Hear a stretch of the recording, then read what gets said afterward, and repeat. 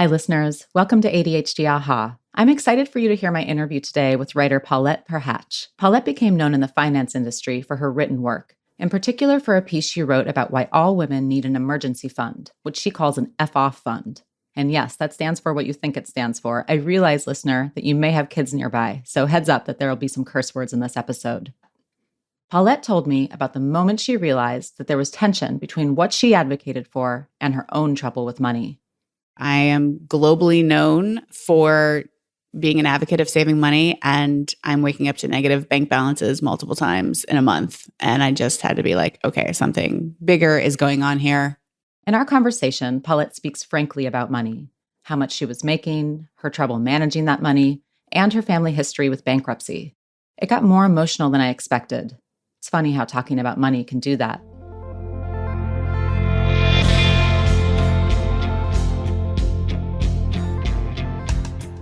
From the Understood Podcast Network, this is ADHD Aha, a podcast where people share the moment when it finally clicked that they, or someone they know, has ADHD. My name is Laura Key. I'm the editorial director here at Understood. And as someone who's had my own ADHD Aha moment, I'll be your host.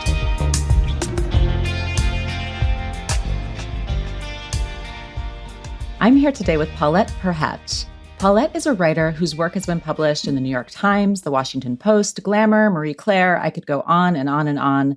She's also a writing coach and author of the book, Welcome to the Writer's Life. Welcome, Paulette. Thanks for being here today. Thanks for having me. To start things off, I would like to ask you to share with our audience, what's an F-off fund? So an F-off fund is money that I suggest every woman have to tell someone to F off if an F-off is deserved. So when you were writing about this for Billfold, did the act of writing about it help you kind of understand your own financial situation? Well, I was in a time when I was working at a corporate job. I'd come back from Peace Corps like totally broke, total disaster, which was entirely my own fault. And I ended up getting a job at this corporation for the first time. I had been a reporter, an intern, a reporter, a Peace Corps volunteer, and then I was writing proposals for a $50 million tech company, making six figures. And suddenly I had money in the bank, and I was like, oh my God. And I used that money to pay off my student loans. I was really proud of myself. And then also just had thousands in the bank. And I could re-see some of these scenarios from my life and how they would have gone down if I had had a few $1,000s in the bank at the time. And did you manage to manage that money okay? I hope these are very personal questions. They can be really personal to talk about money, but yeah, we're going to be talking a lot about money and the ADHD well, tax I think today. I'm going to write a financial memoir, so I better get used to it. Okay, well, there you go. So you were making money and you had a steady income coming in. What happened then? That job kind of imploded, and it was the company. The two founders of the company had a meth lab in their 20s that exploded. So let's just leave that piece of information there. We'll leave that one right there. Yep. And so I was like, okay, I'm going to do it. I'm going to freelance and be a freelancer and go out in the wild. And I traveled South America for 3 months. And I think the situation is always that like people with ADHD crave chaos. Like we hate restrictions, or in my experience, like I hate restrictions. And, one of the things that I thought about calling my financial memoir is Too Far, because I'm always traveling too much and then putting myself in a bad situation financially. And then that was kind of my aha moment, was like, oh my God, I have become globally known for this idea of an F-off fund. And now I've screwed myself out of mine. So this situation helped you understand that you might have ADHD. You just talked about, this as an aha moment. If I understand your chronology right, from here, you eventually wrote a piece for the New York Times, right? Called For Women with Money Issues, ADHD Can Be Revelatory. Can you talk to us a little bit about why you wrote that piece and what was going on? Well, through the F-off fund, I became very well known in the personal finance industry. And as I wrote in my proposal for my book, I am hilariously well connected in the personal finance industry for someone who is so bad with money. So I started getting invited to speak at things like, an early retirement retreat. And I'm like, this has got to stop. And, in some ways I am doing well. Like I have kept that retirement account, right? That's like, it takes the threat of a 40% hit on the money for me to actually not touch it. Oh, right. Because if you take it out, then they take 40%.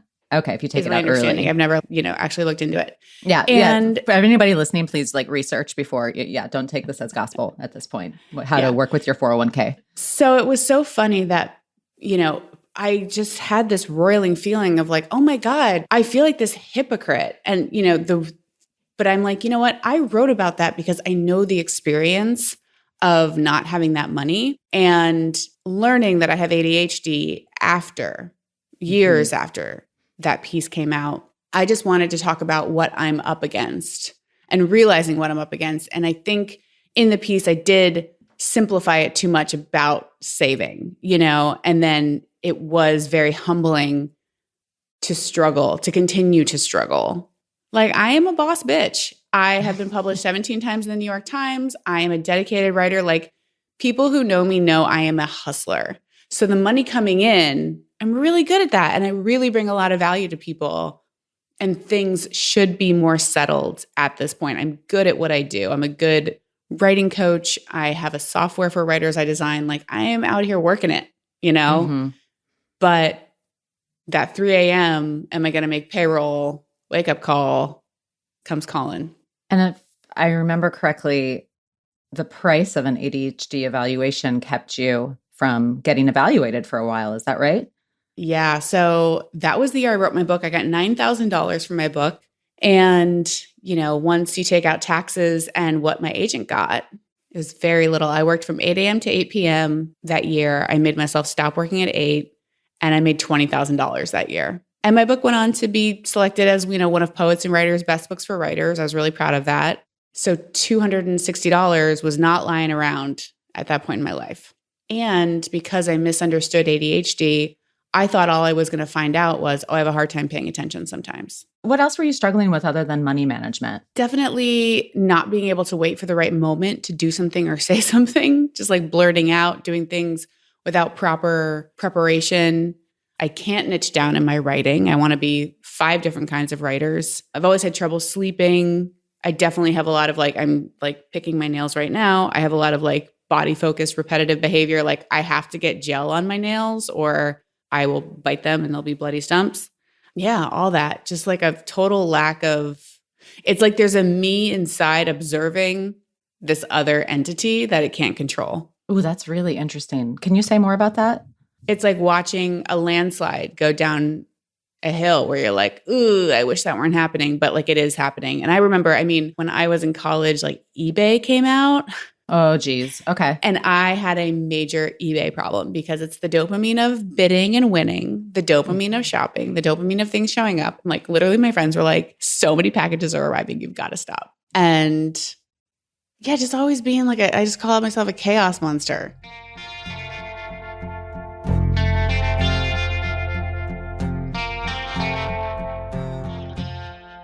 When did you get evaluated for ADHD ultimately? Ultimately, I got evaluated late 2020, I believe.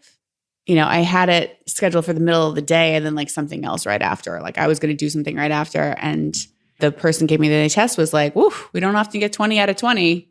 Then he was like, yeah, definitely have ADHD. And I was just like, woof, I need a minute.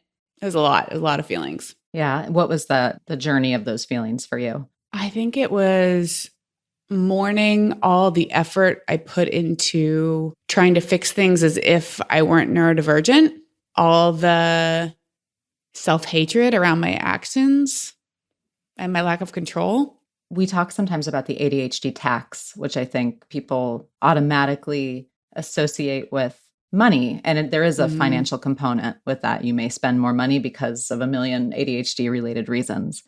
There's also an emotional tax that comes, and I'm kind of seeing that, if I can say, I see you tearing up a little bit there. Do you want to speak to that? Yeah, I think it's kind of always knowing something's a little different about me, Yeah. Which a lot of people go through in many different, identities and ways of being. But to be oh, this whole time I thought this, and then yes, there is. And I think it's the space opening up for self-compassion where that had not been there for a long time. Have your financial management issues impacted anyone else in your life? I think probably my mom, for sure. And I wrote an article about that, like coming back from Peace Corps and just, moving back in with her and using her car. And, I don't have children, but I am the age that my dad was now when my family went bankrupt. And so thinking about those parallels in our life is a lot. But yeah, I think just mostly like my friends and like not wanting to be that person for my friends. Like I want to stand on my own 2 feet, Asking them for loans and relying on them for things, or? I think more like they have stable, steady lives. And so, being like, hey, between this, like having an apartment in Seattle and, going to South America, can I crash in your stable, steady life for a week? Mm-hmm. That kind of thing. Yeah. Yeah. No, it would feel really bad to ask a friend for a loan at this point in my life. And I haven't gotten there, but mostly because if I needed money, I could go to my mom, which not everyone has that privilege. Yes, you're right. Not everyone has that privilege. And yes, it's also painful for you and a valid thing to have a lot of feelings around. I want to get really specific about what it means to be, quote, bad with money. And the reason I'm doing that is because I'm asking you hard questions about how trouble with money management, financial management has impacted your life. And I'm not just doing this to get a rise out of you, of course. I'm not trying to just showcase hard stuff. I want people to understand that I think we have a perception as a society of what it means to be bad at money and like what we associate with being bad at money. And I want to reframe it in the context of ADHD and your experience through ADHD. So we can kind of like take the blame off of you and others who may be going through this and think about the brain wiring that is associated with I know. this. And that's a really hard part because I know that there are people out there who just be like, get your shit together and just do what the rest of us are doing. And I can see that argument. And that's an argument that like, there's that little man lives in my head. Yeah. And so, having that ADHD community really helps. So I think what it means to be bad with money is to know that you have these long-term goals, but not to be able to resist in the present moment. Like the present moment is this bubble you're always in. And to feel like you can't control what you're going to do in the future. And, we've done everything like freezing credit cards. And yeah, so it's just been such a struggle. It is like there's that thing of like there's two wolves inside you. Like that's what it feels like.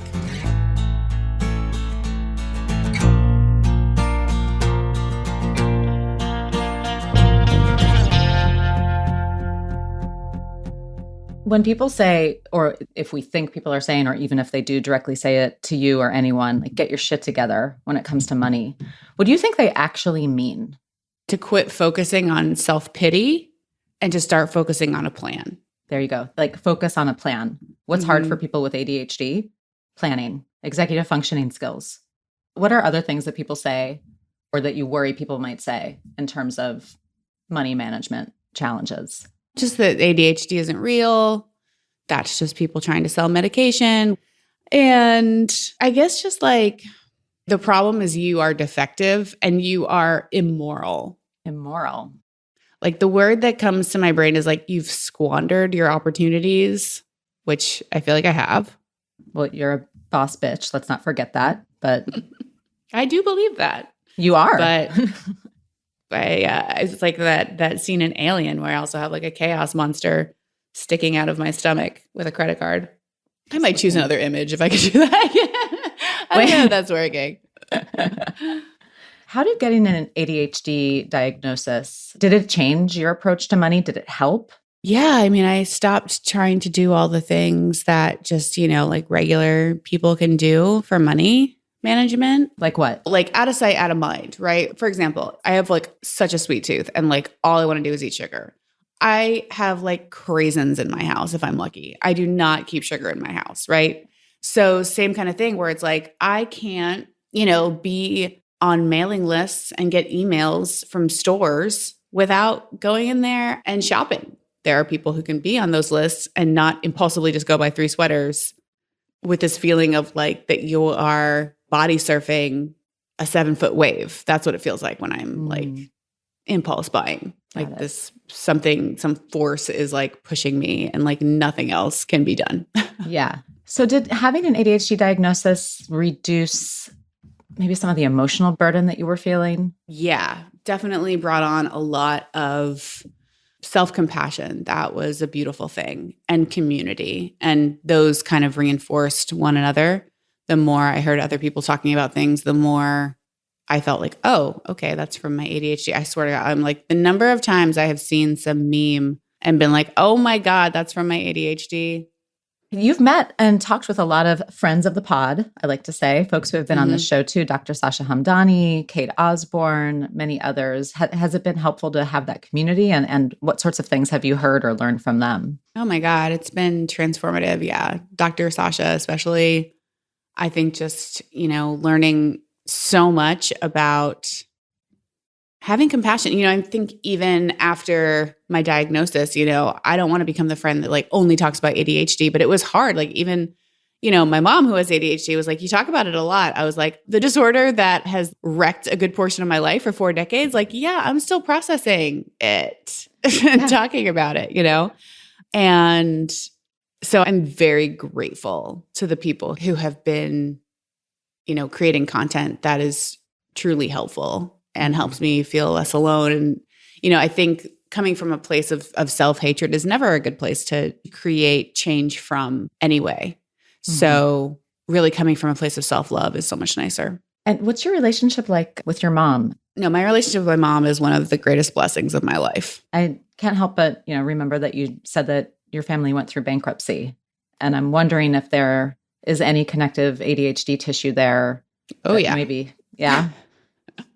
We always Yeah, try. I mean- you see it sometimes when you get your diagnosis, and it's hard because you don't want to diagnose your family, and But oh yeah, my dad had ADHD. Yeah, 100%. Okay. I mean, I am his daughter, and he was an entrepreneur. And I was like, as we're sitting there with no food in the cabinets, I was like, just give me a day job, just give me a corporate job. I remember thinking that when I was 8 years old. I was like, I am going to work in an office. It's going to be great. Now look at me. I'm like little Miss Freelance, and it was just, it was a very loving family and financial and visual chaos, Paulette, I want to take a moment and contrast some things here that I find fascinating just selfishly, because I'm an editor and I started my career as a writer and I went to journalism school.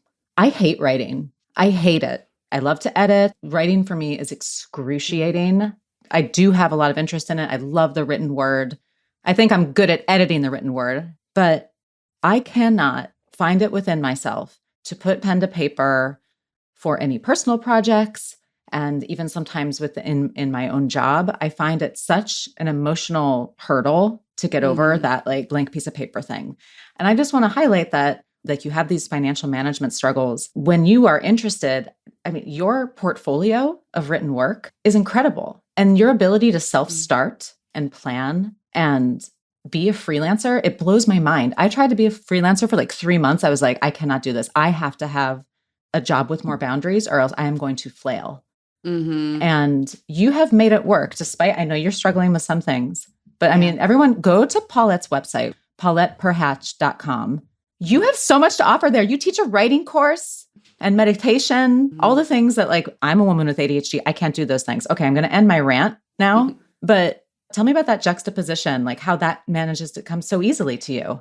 Well, it doesn't. Well, it looks like it comes easily to you, just given how prolific you are. And I think that's the thing. It's like there's so much on both sides. Like there's so much effort and organization and force toward my writing career and toward financial stability. And then there's so much like impulsivity and chaos and disaster on the other side too. And, what I've said before is like, people are always impressed by the fences I put around my life. Like I designed a software for writers and people are just like, oh, what a beautiful fence you have around your life. And it's like, if you're at Jurassic Park and they have a 50-foot electrified fence, it's not a little lamb that's in there, right? It's a freaking dinosaur. So like the fences I've built for my life reflect the internal chaos that I struggle with. But even just building those fences takes all those skills that can be tricky for people with ADHD. So I just want to acknowledge that. Thanks. Like I'm a boss bitch. I am also a boss bitch. You are a boss bitch. You really are.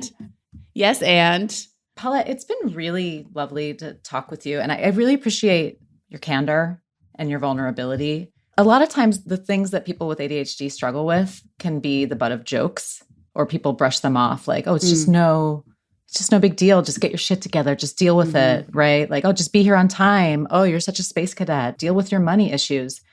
There's a lot of pain that comes with that, both from externally and internally. And I'm grateful that you went there with me today. So thanks for taking the time. Thanks for having me. It's PaulettePerhach.com. Please check it out. Check out all of her amazing work.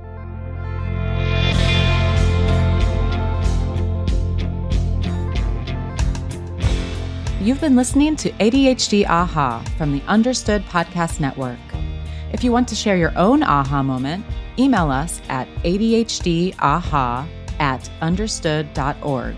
I'd love to hear from you. If you want to learn more about the topics we covered today, check out the show notes for this episode. We include more resources, as well as links to anything we mentioned in the episode. Understood is a nonprofit organization dedicated to helping people who learn and think differently discover their potential and thrive. We have no affiliation with pharmaceutical companies. Learn more at understood.org/mission. ADHD Aha is produced by Jessamine Molly. Say hi, Jessamine. Hi, everyone. Brianna Berry is our production director. Our theme music was written by Justin D. Wright, who also mixes the show. For the Understood Podcast Network, Scott Koshira is our creative director, Seth Melnick is our executive producer, and I'm your host, Laura Key. Thanks so much for listening.